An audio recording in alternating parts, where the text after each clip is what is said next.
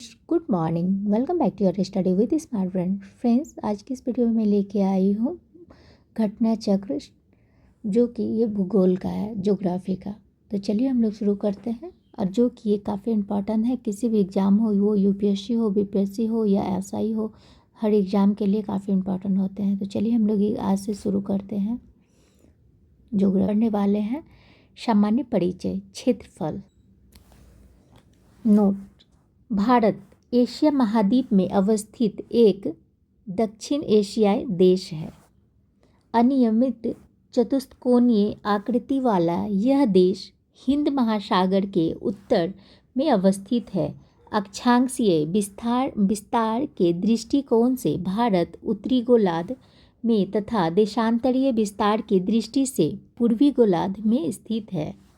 भारत विश्व में क्षेत्रफल की दृष्टि से सातवां, जिसमें हो गया आपको रूस, कनाडा, संयुक्त राज्य अमेरिका, चीन, ब्राज़ील, ऑस्ट्रेलिया के बाद तथा जनसंख्या की दृष्टि से दूसरा, जो कि हो गया आपको चीन के बाद बड़ा देश है। 26 जनवरी 2020 से भारत में 28 राज्य एवं 8 केंद्र शासित प्रदेश हैं। नवीनतम केंद्र शासित प्रदेश दादरा और नगर हवेली तथा दमन और दीप हैं, जिसे 2 केंद्र शासित प्रदेश दादरा और नगर हवेली तथा दमन और दीव को मिलाकर निर्मित किया गया।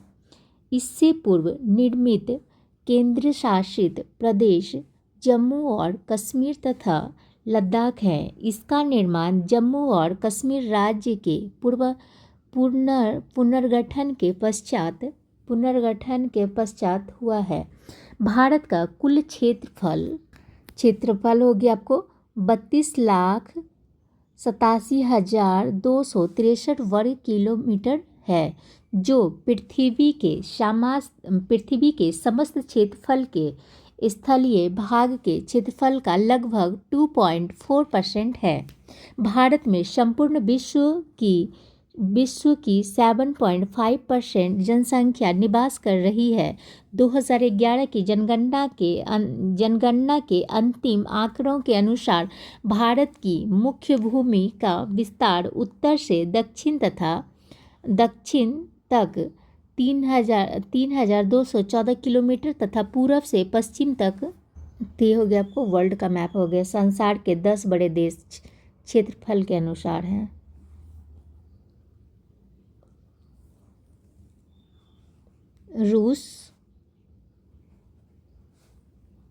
रूस हो गया, चीन हो गया, यहाँ पे भारत हो गया, कजाकिस्तान हो गया, संयुक्त राज्य अमेरिका, ब्राज़ील, कनाडा।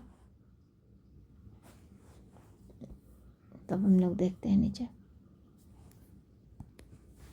भारत में कुल क्षेत्रफल 32,87,263 वर्ग किलोमीटर में गैर कानूनी ढंग से पाकिस्तान के कब्जे वाला 78,104 वर्ग किलोमीटर क्षेत्र पाकिस्तान द्वारा गैर कानूनी ढंग से चीन को दिया गया। कितना दिया हो गया आपको 5.180 वर्ग किलोमीटर क्षेत्र तथा गैर कानूनी ढंग से चीन के कब्जे वाला 37,555 वर्ग किलोमीटर क्षेत्र शामिल है। वर्ष 2011 की जनगणना के अंतिम आंकड़ों के अनुसार गांवों की संख्या 64,932 है। भारत के संदर्भ में निम्नलिखित कथनों में से कौन से सही हैं? तो कौन से इसमें से सही हैं बताइए। तो ये हो गया आपको संसार का लगभग 2.4% क्षेत्र भारत के अंतर्गत आते हैं। उसके बाद कर्क रेखा देश के बीच से गुजरती है, जो अक्षांशीय विस्तार को 2 बराबर भागों में बांटती है। सो इसका आंसर हो जाएगा आपको सी। तो अब इसके बारे में चलिए देखते हैं। भारत विश्व का 7वां बड़ा देश है, 9 की छठा। संपूर्ण भारत का अक्षांशीय विस्तार 6 डिग्री 45 से लेकर 37 डिग्री 6 उत्तरी अक्षांश के मध्य है, जबकि उष्णकटिबंधीय क्षेत्र का विस्तार 23 डिग्री 30 उत्तरी अक्षांश एवं दक्षिणी अक्षांश के मध्य है।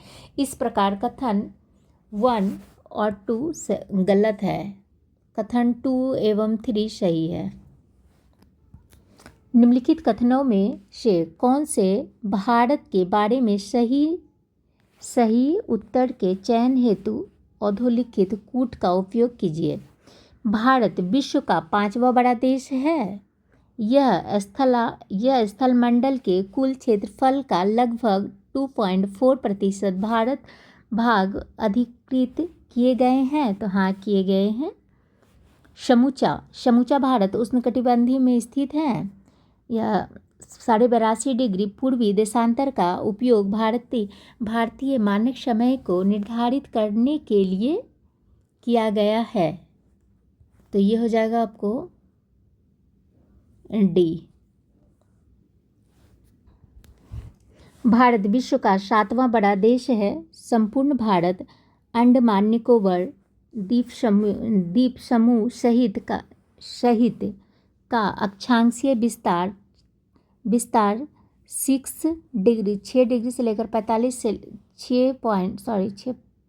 6 डिग्री 45 से लेकर 37 डिग्री 6 उत्तरी अक्षांश के मध्य है, जबकि उष्णकटिबंधीय क्षेत्र का विस्तार 23.5 डिग्री उत्तरी एवं दक्षिणी अक्षांशों के मध्य है। नेक्स्ट क्वेश्चन क्या है? क्षेत्रफल की दृष्टि से भारत का विश्व के देशों में कौन सा स्थान है? तो ये हो गया आपको सी, 7वां स्थान है। भारत का क्षेत्रफल की दृष्टि से विश्व में 7वां स्थान है। भारत देश आकार में विश्व का 7वां सबसे बड़ा देश है।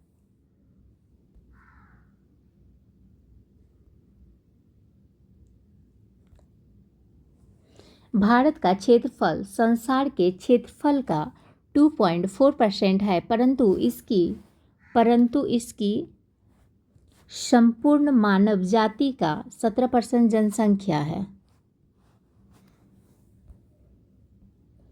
भारत का क्षेत्रफल 32,87,263 वर्ग किलोमीटर है, जो संसार के समस्त क्षेत्रफल के स्थलीय भाग का लगभग 2.4% है, जबकि भारत में संपूर्ण विश्व का 17.5% वर्ष 2011 की जनगणना के अंतिम आंकड़ों के अनुसार जनसंख्या निवास कर रही है। अतः निकटतम सही उत्तर विकल्प बी है। भारत में लगभग कितने गांव हैं? तो ये हो गया आपको इनमें से कोई नहीं है, क्योंकि वर्ष 2011 की जनगणना के अंतिम आंकड़ों के अनुसार भारत में गांवों की संख्या लगभग 64,932 है। अतः विकल्प डी सही है। अब हम लोग देखते हैं अक्षांशीय विस्तार। भूपृष्ठ पर विषुवत रेखा से उत्तर या दक्षिण दिशा में स्थित किसी भी बिंदु की पृथ्वी के केंद्र से मापी गई कोणीय दूरी को अक्षांश कहा जाता है। अक्षांश रेखाएं वे काल्पनिक रेखाएं होती हैं जो पृथ्वी के चारों ओर पूर्व से पश्चिम दिशा में विषुवत रेखा के समांतर खींची जाती है। अक्षांश को अंशों, मिनटों एवं सेकंडों में दर्शाया जाता है। पृथ्वी को 2 बराबर भागों में बांटने वाला 0 डिग्री अक्षांश को भूमध्य रेखा कहा जाता है। विषुवत वृत्त भूमध्य रेखा के उत्तरी भाग को उत्तरी गोलार्ध और दक्षिणी भाग को दक्षिणी गोलार्ध कहते हैं। भूमध्य रेखा के उत्तर में स्थित अक्षांश रेखाओं को उत्तरी अक्षांश रेखा तथा भूमध्य रेखा के दक्षिण में स्थित अक्षांश रेखाओं को दक्षिणी रेखाएं कहते हैं। तो ये पृथ्वी हो गया, ये हो गया आपको उत्तरी अक्षांश, ये हो गया दक्षिणी अक्षांश, ये भूमध्य रेखा, उत्तरी गोलार्ध, दक्षिणी गोलार्ध। ग्रीनविच रेखा पर में हो गया आपको पश्चिम देशांतर रेखा, पूर्वी देशांतर रेखा। तब चलिए देखते हैं नीचे। यदि अक्षांश रेखाओं को 1 डिग्री के अंतराल पर खींचा जाए तो ग्लोब पर उत्तरी गोलार्ध में 89 अक्षांश रेखाएं तथा दक्षिणी गोलार्ध में 89 अक्षांश रेखाएं होगी। इस प्रकार विषुवत वृत्त को लेकर अक्षांश रेखाओं की कुल संख्या 179 मतलब 179 ब्रैकेट 89 प्लस 89 प्लस 1 होगी। किन्हीं दो समांतर अक्षांश रेखाओं के मध्य की दूरी लगभग 111 किलोमीटर होती है। भूपृष्ठ पर उत्तरी ध्रुव एवं दक्षिणी ध्रुव को मिलने वाली काल्पनिक रेखा जो पृथ्वी को 2 बराबर भागों में बांटती है को प्रधान यामोत्तर रेखा कहा जाता है। प्रधान यामोत्तर रेखा को 0 डिग्री देशांतर भी कहा जाता है। यह रेखा लंदन के ग्रीनविच शहर से गुजरती है। इस कारण इसे ग्रीनविच मीन टाइम रेखा भी कहा जाता है। प्रधान यामोत्तर के पूर्व एवं पश्चिम में उत्तरी ध्रुव एवं दक्षिणी ध्रुव को मिलाने वाली काल्पनिक रेखाओं को देशांतर रेखा कहा जाता है। देशांतर रेखाएं समांतर नहीं होती हैं। ध्रुवों से विषुवत रेखा की ओर बढ़ने पर देशांतर रेखाओं के मध्य की दूरी बढ़ती जाती है। विषुवत रेखा पर देशांतर रेखाओं के बीच अधिकतम 111.33 किलोमीटर दूरी होती है। भारत पूर्वतया उत्तरी गोलार्ध में स्थित है। संपूर्ण भारत का अक्षांशीय विस्तार 6 डिग्री से लेकर 45 उत्तरी अक्षांश से 37 डिग्री 6 उत्तरी अक्षांश के मध्य है। इसकी मुख्य भूमि 8 डिग्री से लेकर 4 उत्तरी अक्षांश से लेकर 37 डिग्री से लेकर 6 उत्तरी अक्षांश एवं 68 डिग्री से लेकर 7 पूर्वी देशांतर से ये हो गया आपको 97 डिग्री से लेकर 25 पूर्वी देशांतर के मध्य फैली हुई है। उष्णकटिबंधीय क्षेत्र का विस्तार 23.5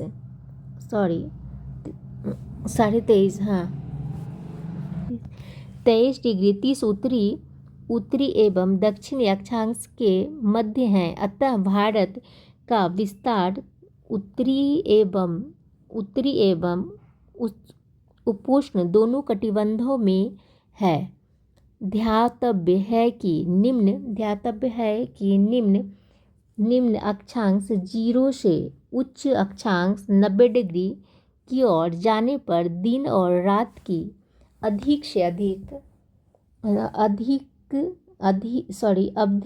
अवधि के अंतर आता है। उत्तरी गोलार्ध के अक्षांश का प्रभाव दक्षिण से उत्तर की ओर दिन और रात की अवधि पर पड़ता है। क्वेश्चन करते हैं, भारत विस्तृत है तो कितने में विस्तृत है? तो इसमें से हो जाएगा आपको कोई भी नहीं है। तो चलिए देखते हैं कहाँ पर। भारत की मुख्य भूमि का विस्तार उत्तर पूर्वी गोलार्ध में 8 डिग्री से लेकर 4 उत्तर से लेकर 37 डिग्री से लेकर 6 डिग्री 37 डिग्री 6 उत्तरी अक्षांश तथा 68 डिग्री 7 पूर्व से लेकर 97 डिग्री 25 पूर्वी देशांतर के मध्य है। कर्क रेखा भारत के लगभग बीचों बीच से होकर गुजरती है। स्पष्ट है कि कोई विकल्प सही नहीं होगी इसी वजह से। सिक्किम से गुजरने वाला अक्षांश निम्नलिखित में से किस एक से भी होकर गुजरता है? ये किससे होकर गुजरता है? तो ये हो गया आपको राजस्थान से होकर गुजरता है। सिक्किम से गुजरने वाली अक्षांश रेखा राजस्थान से होकर भी गुजरते हैं।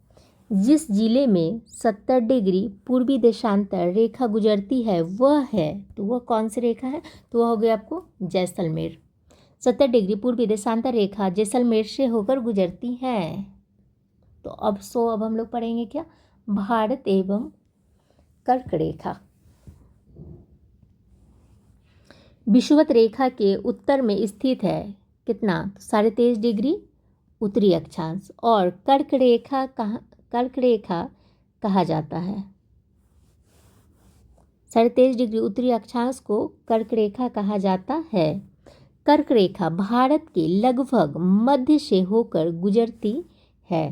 कर्क रेखा भारत के कुल 8 राज्यों से होकर गुजरती है, जिसमें गुजरात, राजस्थान, मध्य प्रदेश, छत्तीसगढ़, झारखंड, पश्चिम बंगाल, त्रिपुरा और मिजोरम है।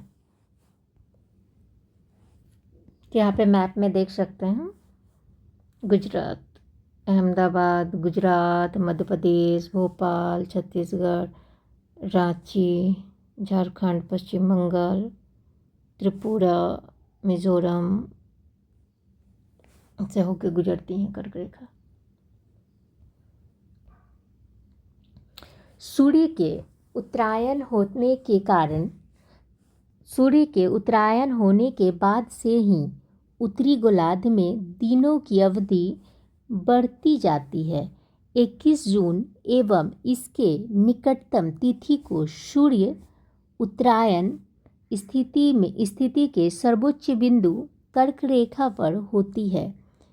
इस समय उत्तरी गोलार्ध में दिन की अवधि सर्वाधिक एवं रातें सबसे छोटी अवधि की होती है तथा दक्षिण गोलार्ध में इसके विपरीत स्थित होती हैं।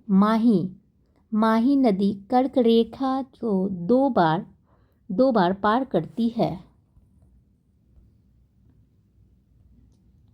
महत्वपूर्ण भारतीय नगरों की अक्षांशीय स्थिति। स्थल हो गया और ये हो गया आपको उत्तरी अक्षांश हो गया। अगरतला 23 डिग्री 50, गांधीनगर हो गया आपको 23 डिग्री 19, जबलपुर हो गया 23 डिग्री 11, उत्तर उज्जैन हो गया आपको 23 डिग्री 9, कोलकाता 23 डिग्री 30, नागपुर हो गया आपको 21 डिग्री 9, अहमदाबाद 23 डिग्री 2, वाराणसी हो गया आपको 25 डिग्री 18, भोपाल हो गया आपको 23 डिग्री 25। कर्क रेखा किस राज्य से होकर गुजरती है? तो ये गुजरती है आपको बिहार और झारखंड से होकर। कर्क रेखा पर पड़ने वाले भारत के राज्य कुल 8 गुजरात, राजस्थान, मध्य प्रदेश, छत्तीसगढ़, झारखंड, पश्चिम बंगाल, त्रिपुरा और मिजोरम है। अतः वर्तमान में उपयुक्त दिए गए विकल्पों में कोई भी सही नहीं है, किंतु प्रश्नकाल में झारखंड बिहार का ही भाग था। अतः तत्कालीन परिस्थिति में विकल्प बी ही सही उत्तर था। नेक्स्ट क्या है, तो कर्क रेखा निम्नलिखित में से किस राज्य से होकर गुजरती है। तो कर्क रेखा किस राज्य से गुजरती है, तो ये गुजरती हैं आपको गुजरात से होके गुजरती हैं, छत्तीसगढ़ से भी गुजरती हैं, उत्तर प्रदेश से नहीं गुजरती हैं, झारखंड से गुजरती हैं। सो आंसर हो जाएगा आपको ए। कर्क रेखा गुजरती है, कर्क रेखा कहाँ से गुजरती है, तो ये मध्य प्रदेश से भी गुजरती हैं, त्रिपुरा से भी गुजरती हैं और मिजोरम से, इसलिए इस सभी से ही गुजरते हैं। कितने भारतीय प्रदेश से होकर कर्क रेखा गुजरती हैं, तो ये गुजरती हैं आपको 8। भारत का एक राज्य जिससे होकर कर्क रेखा गुजरती है, तो ये हो गया आपको झारखंड। निम्नलिखित में से किस राज्य से कर्क रेखा नहीं गुजरती है, तो ये मणिपुर से होकर कर्क रेखा नहीं गुजरती हैं। निम्नलिखित नगरों में कौन कर्क रेखा से निकटतम दूरी पर स्थित है, तो ये कौन है, तो ये हो गया आपको गांधीनगर।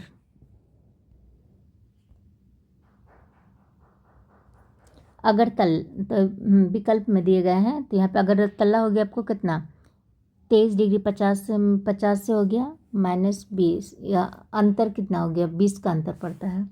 गांधीनगर 23 डिग्री 19, तो ये +11 हो जा रहा है। जबलपुर जैन दूरी के अनुसार उपयुक्त में कर्क रेखा से सबसे कम अक्षांशीय अंतर गांधीनगर का है, अतः गांधीनगर कर्क रेखा के सर्वाधिक निकट हो गया। निम्न नगरों में कौन सा कर्क रेखा के निकट है, तो कर्क रेखा के निकट कौन है, तो ये कोलकाता है। उपयुक्त प्रश्न में दिए गए नगरों के कर्क रेखा के परिप्रेक्ष्य में अक्षांशीय स्थिति इस प्रकार है। दिल्ली 28 डिग्री से लेकर 25 डिग्री हो गया, या 28 डिग्री से लेकर 53 उत्तर में, और कोलकाता हो गया 22 डिग्री से लेकर 30 उत्तर में हो गया। जोधपुर हो गया आपको 26 डिग्री से लेकर 26 डिग्री से लेकर 0 और 27 डिग्री से लेकर हो गया 37 डिग्री उत्तर में। नागपुर हो गया आपको 21 डिग्री से लेकर 9 उत्तर में हो गया।